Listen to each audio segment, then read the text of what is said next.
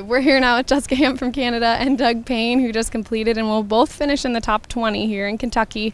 Doug, first of all, your girlfriend goes before you. That's a little bit, of an advantage. You get to watch her ride, or it makes you nervous? Now you get to watch her ride. You get to figure out how the lines are going to ride, because her horse is, he's tiny. He's probably 15.3, but he does have a big step, so it actually gives you a pretty good gauge of how my horse is going to handle the same thing. And oftentimes we jump together, so you know what her horse will do, and I can sort of figure out more or less what mine will do. Two rails. Definitely a disadvantage, him going after me. Two rails for both of you. It seemed like you went in and, we're trying to make her feel a little bit better, just evening things up. Wanted to make sure that everybody was on the same page here at the end. And Jessica, just talk about what it's like to go into this ring, and it's, a very, very tricky course here today that you guys are being faced with. Yeah, actually it's quite a very difficult course, I think. They do a great job here. The cross country was difficult, show jumping is difficult. They don't let you have like a let up fence by any means, but I think it's good lines and they're quite spooky for a horse. Mine doesn't really go into these kind of arenas and really spook off, but he was a little spooky today off a couple of them. Not sure you saw the triple going in, but he jumped it well. It's just very difficult for the horses to mimic this. A lot of them have never seen it before. You don't know how they're going to react.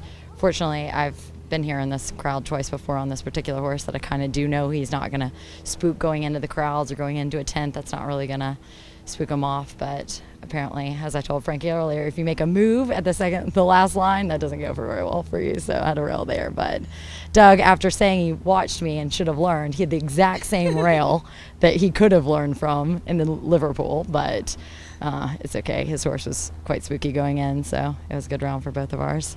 And Doug, when you come into an environment like this that your horse has never been in as a rider, what do you kind of do in order to help him as much as you can?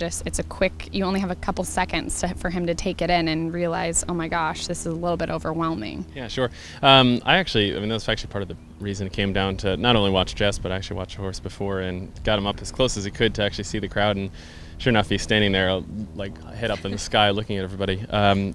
The arena familiarization that we did for the dressage, I actually took him around the perimeter of it, and it probably took me 15-20 minutes to even get him near the wall where all the seats were.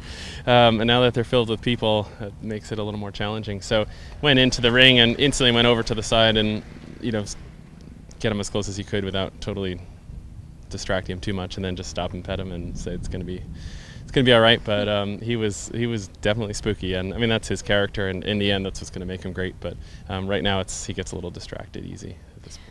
Well, you guys should both be incredibly proud. This has been a very difficult year here in Kentucky, many not making it to today's show jumping, and not only did both of you make it, but you'll finish in the top 20. So a huge congratulations go out to both of you.